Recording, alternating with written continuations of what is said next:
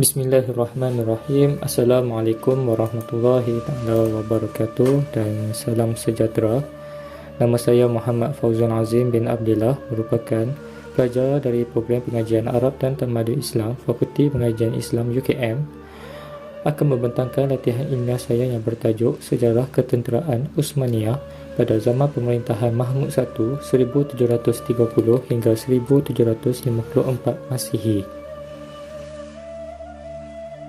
Tanpa membuang waktu, mari kita melihat kepada pernyataan masalah. Kajian ini bertitik tolak daripada kenyataan Kongres 2014, iaitu pelantikan Mahmud I sebagai Sultan Uthmaniyah telah mengembalikan suasana ketenteraman di Istanbul.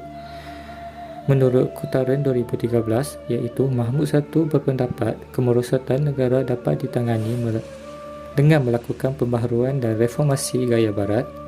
Seterusnya, menurut Levy 1982, Mahmud I menyokong usaha Ibrahim Mutafarrika, Ahmad Pasha dan beberapa bangsawan lain dalam usaha melakukan pembaharuan dalam ketenteraan dan keselamatan negara. Objektif kajian yang pertama ialah meneliti sumber-sumber sekunder dalam kajian sejarah ketenteraan zaman Mahmud I. Objektif yang kedua, mengamati elemen penting riwayat hidup Mahmud I meliputi aspek ekonomi, politik dan sosial. Dan objektif yang ketiga, menganalisis aspek ketenteraan, peperangan dan hubungan diplomatik era pemerintahan Mahmud I. Metod kajian. Kajian ini menggunakan kajian kualitatif, iaitu kajian sejarah dan analisis kandungan, iaitu meliputi sumber sekunder, kategori buku, artikel jurnal, tesis dan lain-lain. Dapatan kajian. Objektif yang pertama, bab 2. Analisis naratif bagi sumber kategori buku, jurnal, tesis dan lain-lain terpilih. Buku Tarikh Ad-Daulah Al-Aliyah Al-Uthmaniyah oleh B. Muhammad Farid dan diterbitkan pada tahun 1981 Masihi.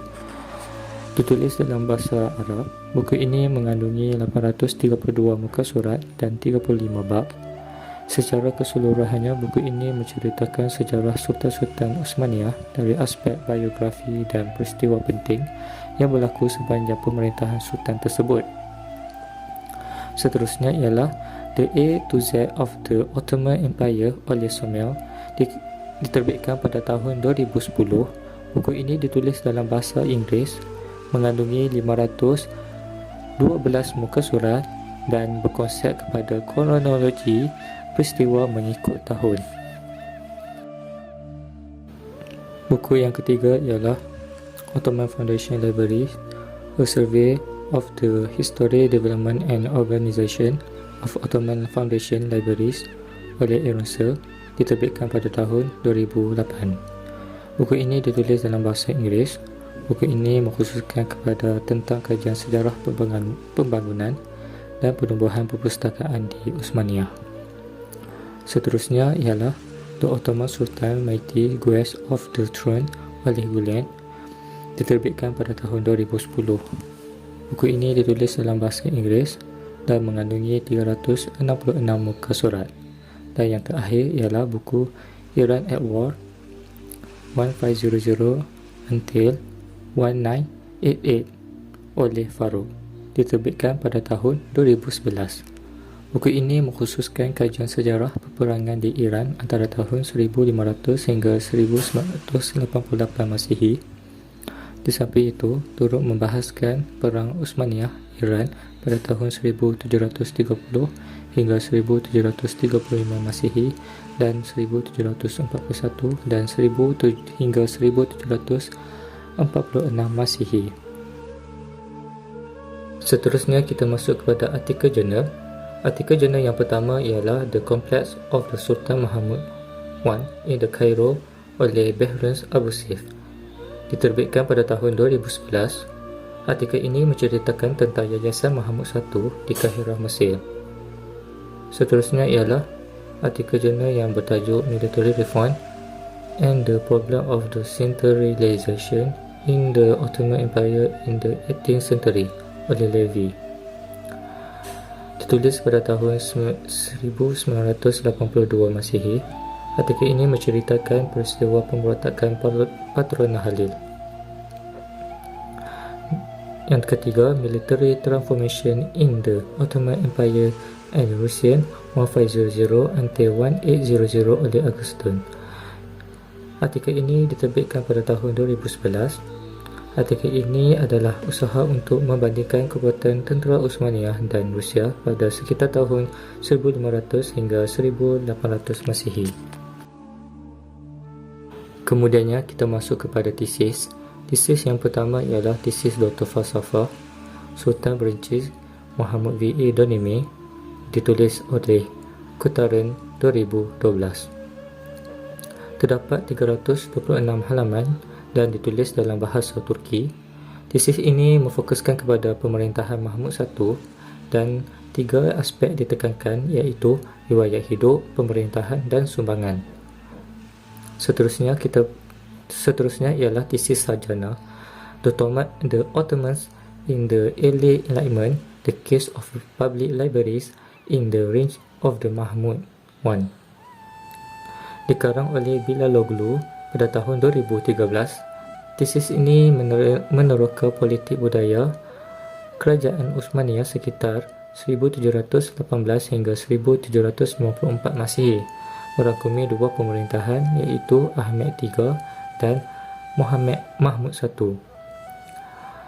Selain itu, tesis ini juga membahaskan sejauh mana keberhasilan pengenalan ideologi baru seperti Tulip Era, pengenalan mesin cetak, organisasi penterjemahan dan sebagainya.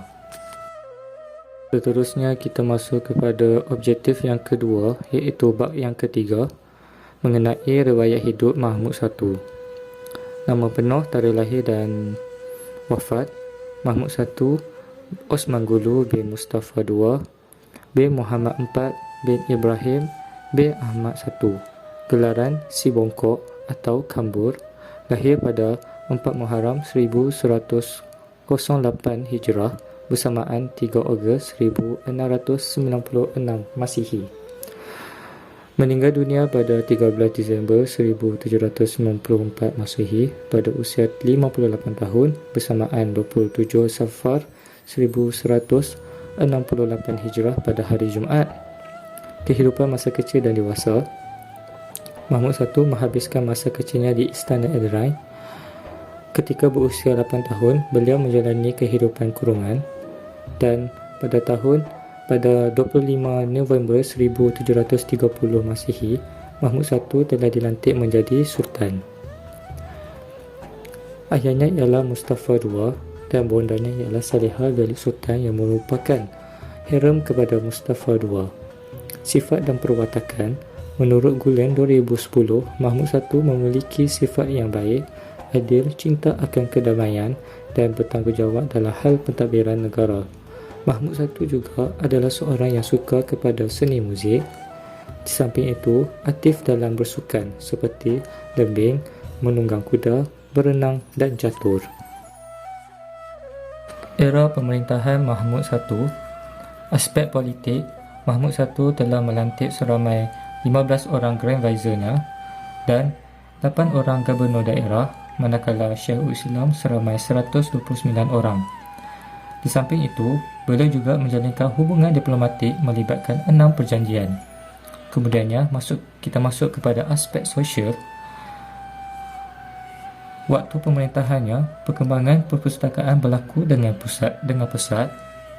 Beliau juga menubuhkan satu yayasan Mahmud di Kahirah, Mesir dan memperkenalkan mesin cetak dan terjemahan di Istanbul. Aspek ekonomi. Sistem malikan dan institusi wakaf diperkuatkan lagi dan diperkukuhkan lagi. Peristiwa dan cabaran Mahmud I dalam pemerintahan. Yang pertama, pemberontakan Patrona Halil. Peristiwa ini berlaku pada akhir pemerintahan Ahmed III, iaitu 2 Oktober 1730 Masihi. Dia telah berjaya membunuh Grand Vizier kepada Ahmed III, iaitu Ibrahim Pasha. Kemudiannya, Ahmed III telah digulingkan dan Mahmud I dilantik menjadi Sultan. Patrona Halil dan pengikutnya dibunuh pada 25 November 1730 Masihi.